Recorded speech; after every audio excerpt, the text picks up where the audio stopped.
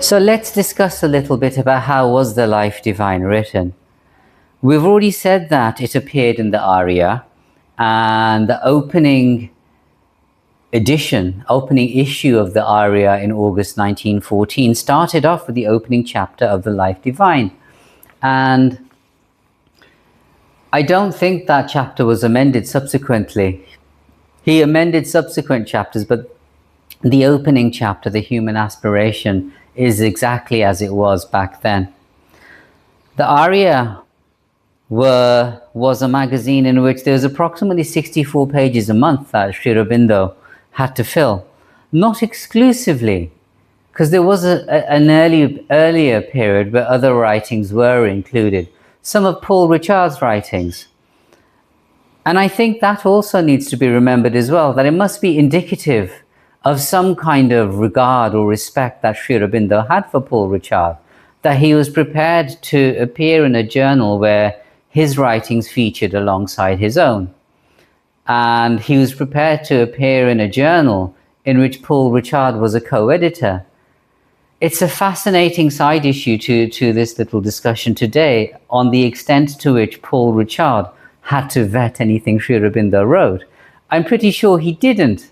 But as a co-editor, my guess would be that Paul Richard would at least have to see the stuff beforehand, before it actually went to print.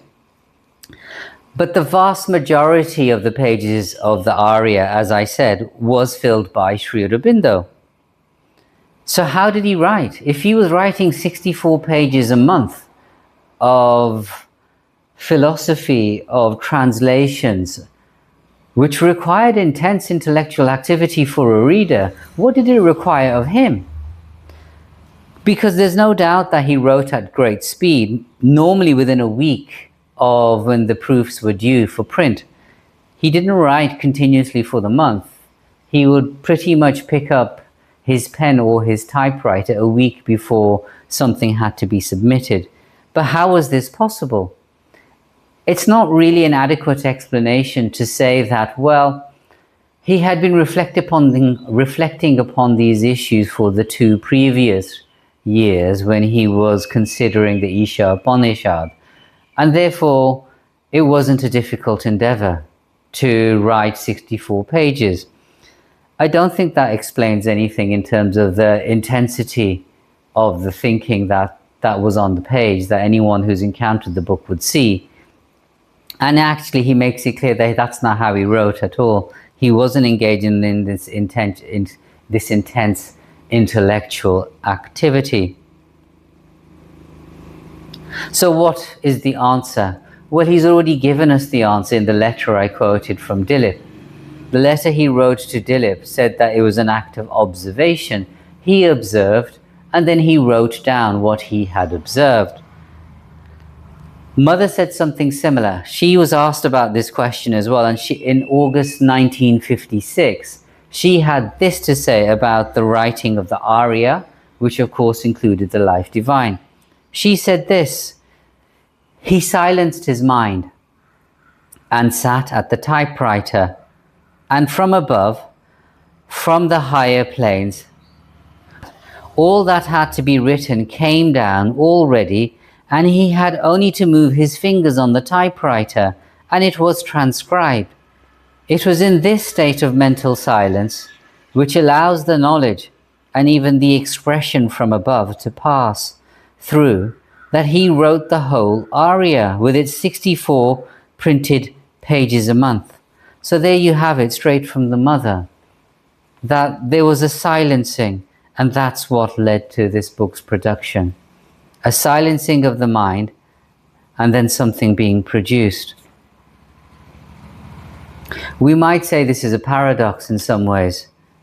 It's a paradox that we can think of in this way. The mother has stated, Sri Aurobindo has stated, this isn't an act of thinking to produce this book. There was a profound mental silence that enabled its production. There was a flow of knowledge from above.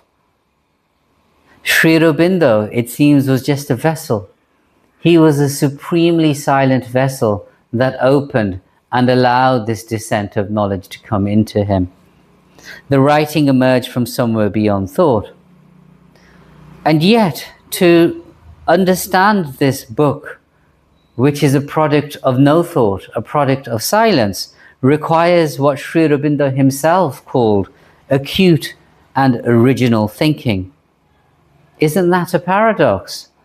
That a masterpiece produced via mental silence requires fervent mental activity to understand. I think so. At the start of the Arya's second year, so now we're talking about 1915, Sri Aurobindo acknowledged the difficulty that this book presents for readers.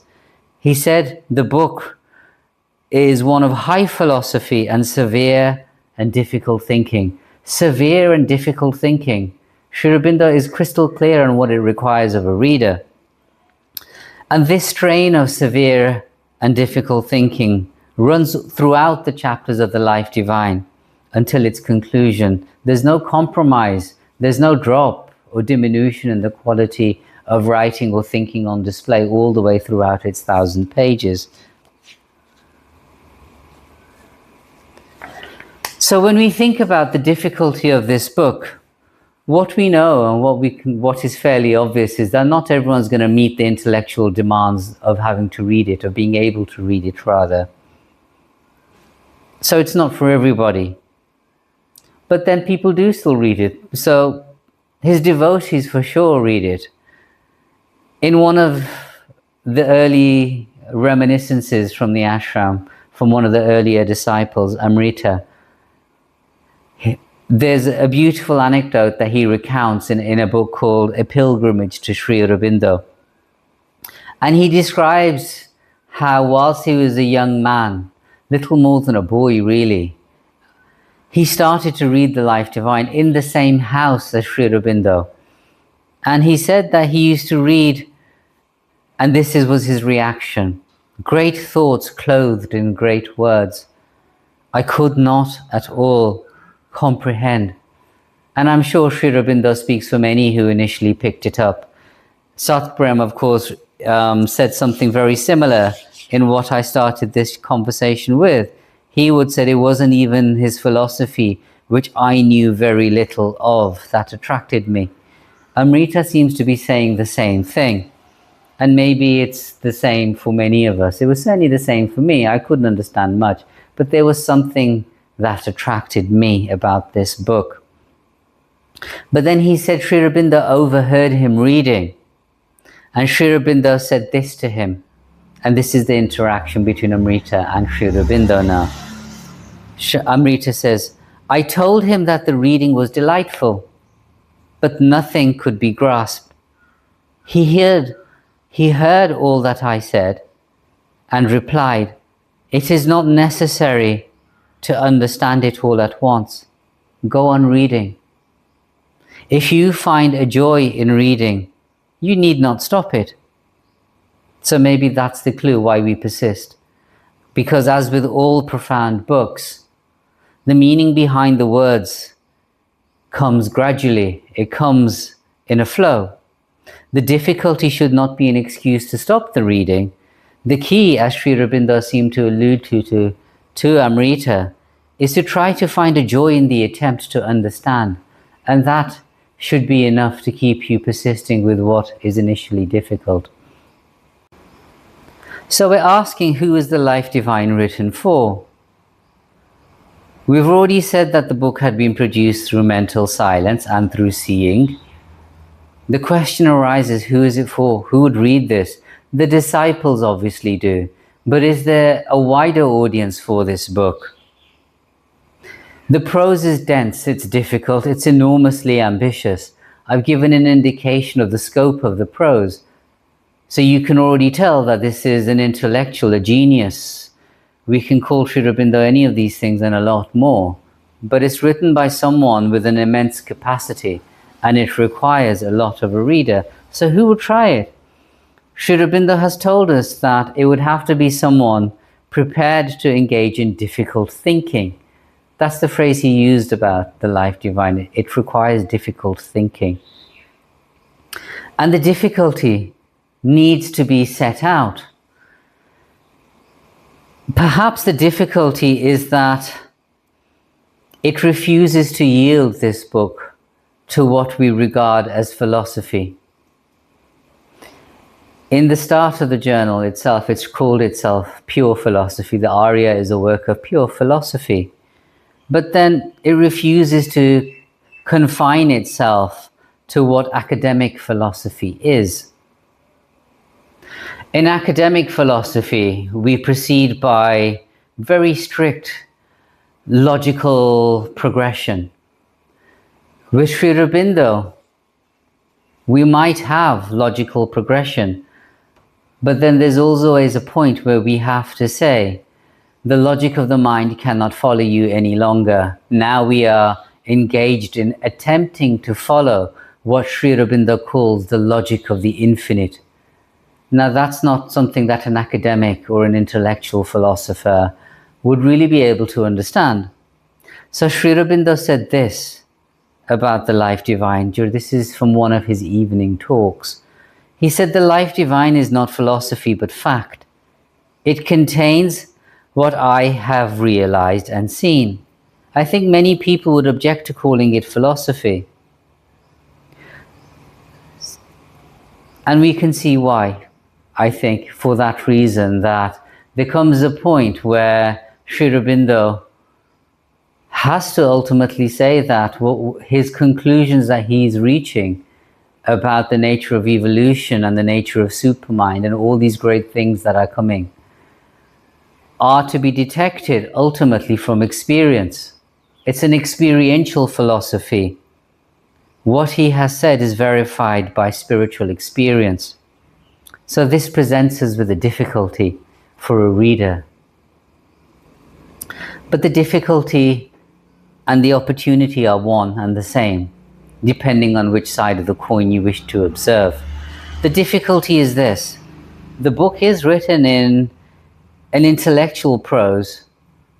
It is written in a prose that is quite hard to approach.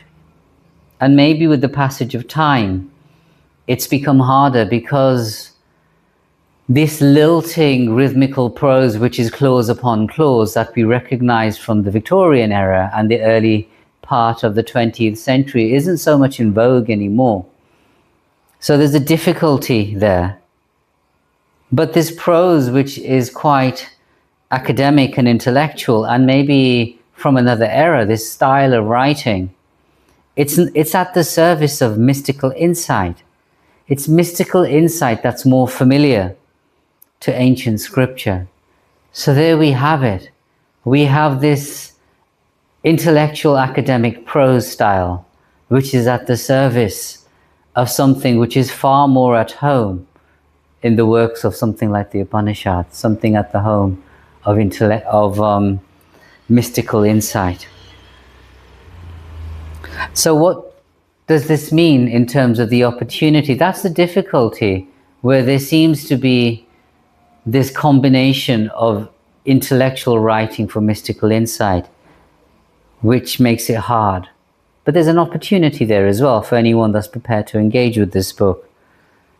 And the opportunity is that whilst the language recognizes that spiritual experience ultimately must go beyond language, the book recognizes that you can express spiritual experience in language, but only to an extent.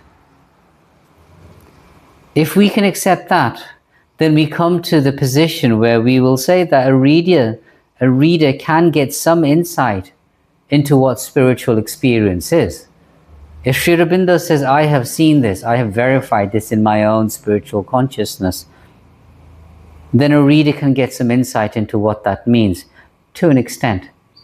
Because the highest spiritual truths are ultimately beyond conception. They are apophatic, to use a fancier term. So, if we get an insight into the mind of a seer by attempting to read a book like The Life Divine, then it's also possible that maybe we can get some of the grace of that seer as well if we persist with reading his works. At one point, and I'm talking now from the opposite end, who is the book for? We're still discussing that. So I said that it's for the outside world. It's for the devotee, it's for the genuinely interested individual who wants to try and understand the deeper mysteries of life. But at one point, Sri Aurobindo seemed to suggest actually it was just for himself. He said that he had written the Life Divine for myself. And that's quite a powerful statement. And maybe that is true, I don't know. Maybe it's true in the sense that he wanted to see the level to which an intellectual expression can capture the deepest spiritual insights possible. Maybe that's what he meant by that. But it surely can't be the whole of the story, because he did go ahead and publish, and he also acknowledged that the Arya as a whole and the Life Divine was part of his work for the world. It was part of his intellectual work for the world. So he realized there's an outward-facing element to what he does. There has to be, for something so profound. And this idea of this book being the work for the world, something to be shared to help others who are prepared to engage with it, is something that Mother clearly accepted without doubt. She said there's a touching incident. I'll talk about this incident. There's a touching incident in 12 Years with Sri Aurobindo, which is one of the most beautiful reminiscences written by one of Sri Aurobindo's disciples, by the author Nirad Buran. And he gives this incident that took place in the 1930s, in the late 1930s. So this was the time when Sri Aurobindo had started revising chapters of the Life Divine, bits of the Arya, and the process by which it was done seemed a little bit formal. Sri Aurobindo would write by hand, and then he would pass the pages that he had written to the Mother. She was there to physically accept them, and then she would pass them on to whoever would take them down to the typist, and it was their job to type. But Mother was the intervening character. So when she took those pages, we obviously have Sri Aurobindo's attendants in the room that could observe her. How did she take those pages of the Life Divine that were being handed to her? Nirad Buran tells us that she accepted them as a gift from God. It's quite a powerful phrase, as a gift from God. And I think that really sort of circles this conversation to where we started. We asked, why is it worth persisting with reading such a difficult book? And we concluded with this comment from the Mother. So if we accept, as Sri Aurobindo has said, that the Life Divine is a record of what he has seen, as what he has spiritually verified as fact, then Mother was clearly right to accept these pages as a gift from God. And I think her action in accepting these pages in this reverential way gives us a clue as to what we are approaching here. When everything is said and done, this book is not something that we are trying to intellectually conquer in the same way that we might try to conquer something by Immanuel Kant, something of immense intellectual difficulty and merit. That's not how we're approaching this. That's not certainly how I try to approach it. I approach it as a gift that slowly reveals itself over time, over a lifetime. And maybe we can leave it at that.